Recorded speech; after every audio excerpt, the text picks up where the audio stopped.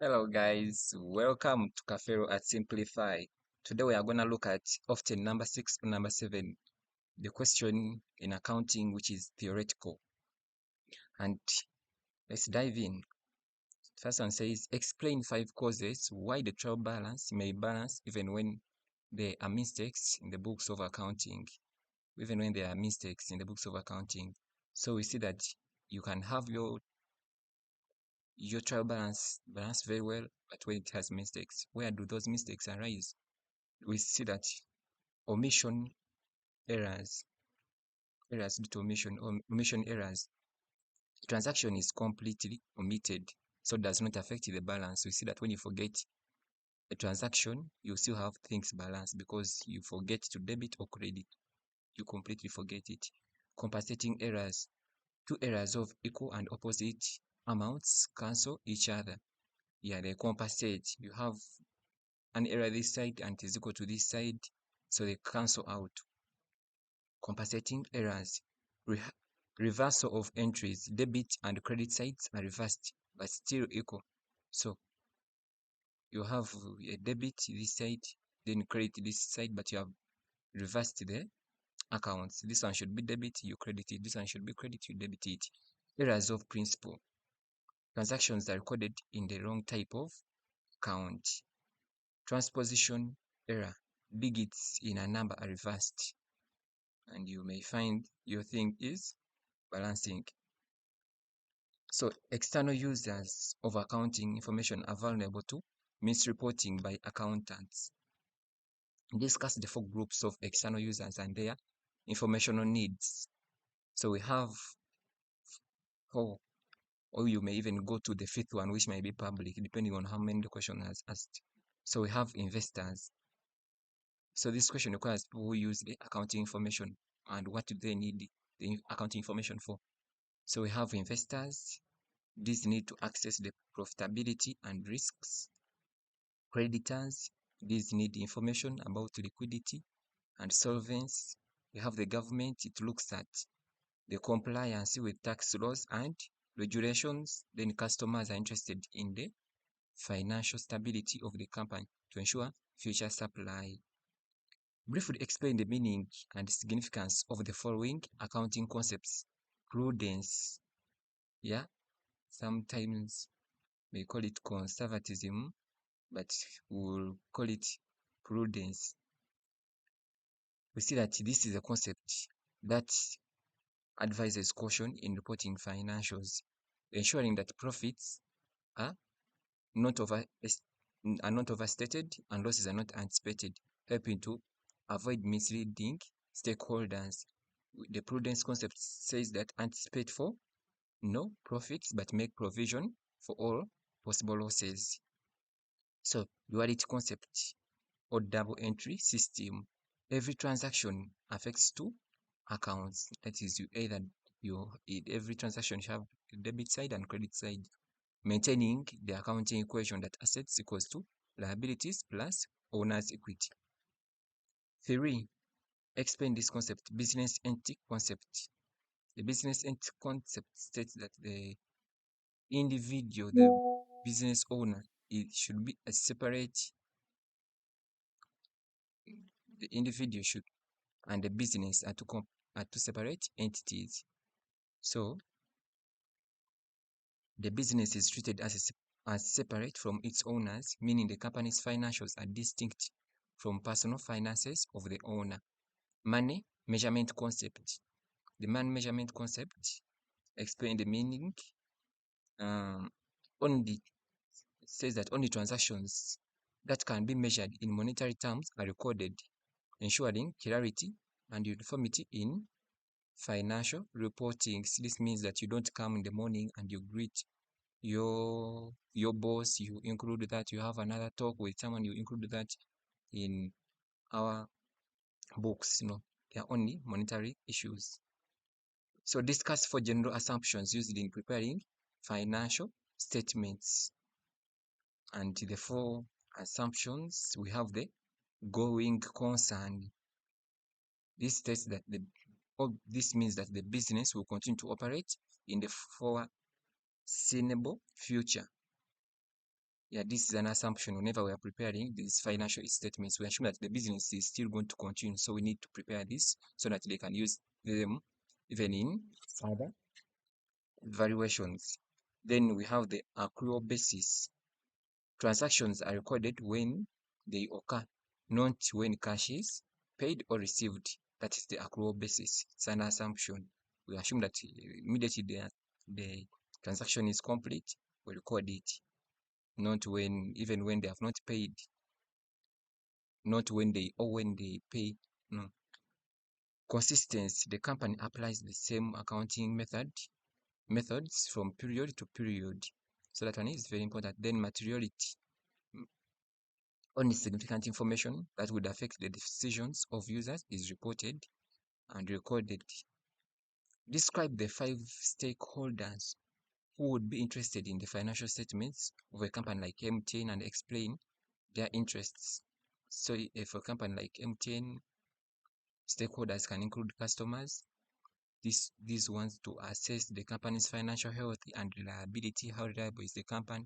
Creditors, to ensure that the company can meet its obligations. Yeah, they are demanding the company. Investors, interested in the profitability and returns on investments. If they're like shareholders, if we put in our money, will we get, how much will we be getting? The government, for tax compliance and regulatory purposes. Then the employees, to determine the job security and businesses. Yeah, this is why these people are interested in the financial statements. Uh, then the general public as well. Yeah, you know, when you hear people saying some lines, you will not just go and buy. What is the major concern? What do we want to know? Describe the various stakeholders who would be interested in the financial statements of a company like MTN. As part of corporate social responsibility and understanding the company's impact on the economy, we can find out how does this company affect the economy of our nation, that is the general public. Then describe any 3 mandatory, we are here, discuss any 3 mandatory financial reports that a listed company must file with the regulator. So these 3, every company should have them. We have the statement of financial position, what we call the balance sheet. Statement of financial position, which we call the balance sheet. It shows assets, liabilities, and shareholders' equity. Then we have the income statement or profit and loss statement. It shows revenues, expenses, and profits. Then we have the cash flow statements. This reflects inflows and outflows of cash during the period. State the accounting equation and explain the meaning. We know that the accounting equation equals to is assets equals to liabilities plus owner's equity. What is at the left should balance with what is on the right. This formula underpins the double entry bookkeeping, indicating the company's resources are funded by either creditors or owners. State and explain the meaning. Now said we are stating that assets equals to liabilities plus owner's equity. The meaning is that this formula underpins the double entry bookkeeping system. This shows that it's a double entry bookkeeping system. It indicates that the company's resources are funded either by creditors, which is on this side on the right, or the owners, the liabilities, what the company owns.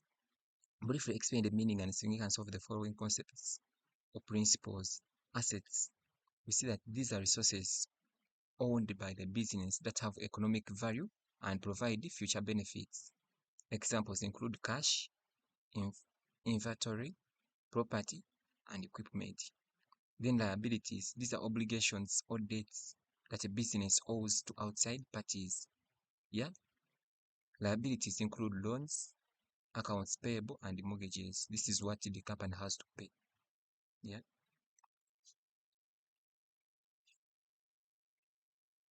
We owe this to other people. If we are the company, we have to fulfill these obligations. These are obligations or debts that business owes outside parties.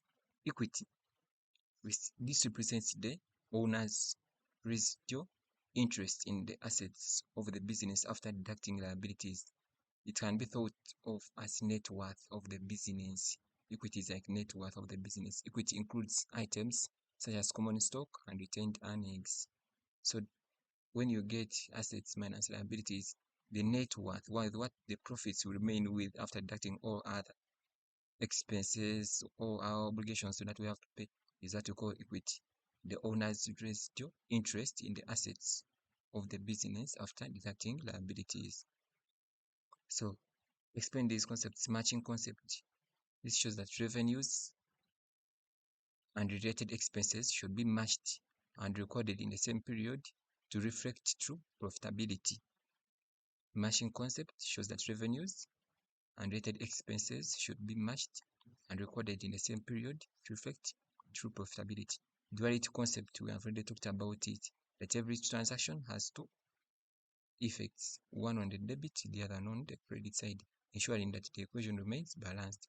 Business entity, we said that the business finances are kept separate from personal finances of the owner.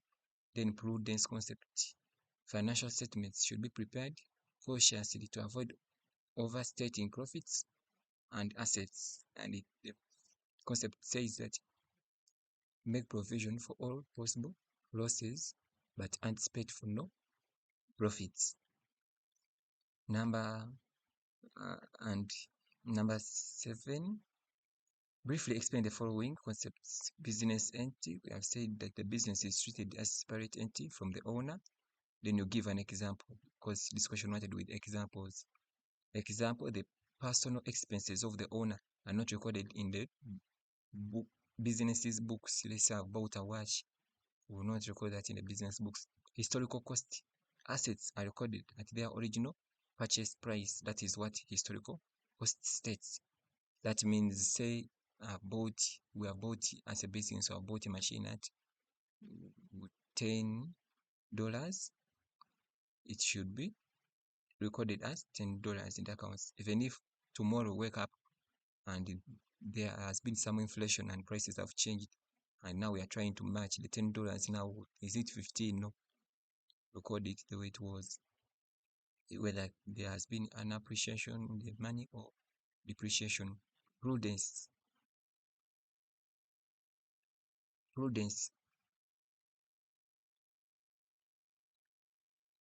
The principle of recognizing expenses and liabilities as soon as possible, but revenue only when it is assured.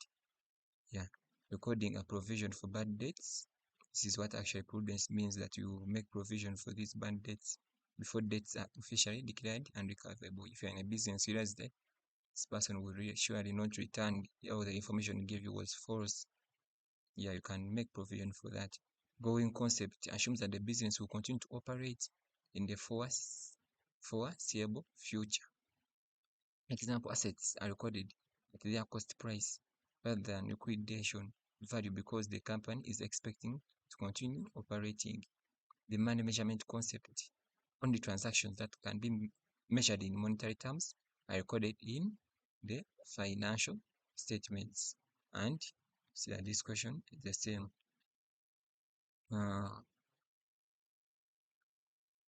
Maybe we explain again assets equals to liabilities plus owner's equity. This equation forms the foundation of double entry bookkeeping. We have said this one is very important. It shows the company's total assets financed by either borrowing money, which we call liabilities, through the owner's investment, which is owner's equity. This equation ensures that the balance sheet remains balanced with the company's resources on one side and the other side, or with the company's resources on one side and sources on the other, sources of those resources on the other side. I said the company's resources on one side, and then sources of those resources. Where do these resources come from? On the other side. That's why when you balance it, the first one where you have bank and the cash, we put their capital. That means it is the source. However, when we get other people to borrow us, we put there the creditors and the liabilities and all that. So we have the company's resources on one side and sources of those resources on the other side. Your uncle, who is a businessman, is wondering why he should keep proper books accounts. Advise him based on your knowledge of financial accounting. Why should your uncle have those books kept? We see that it's a legal requirement. In most countries, maintaining proper financial record keeping is mandatory. With tax regulations and business laws, the need for financial performance tracking. Proper books help to monitor performances of businesses, including profits, losses, cash books, enabling better decision making. Then it facilitates auditing. Well-maintained records make it easier to conduct audits, whether internal or external, which highlights inefficiency and errors. Then access to credit. Financial institutions like banks require accurate financial information before extending their loans to the company. Budgeting and planning. Detailed records assist in future planning. Then tax preparation. Accurate accounting ensures that he or she complies to the tax rules. We have gone actually through this. We'll go to the last one.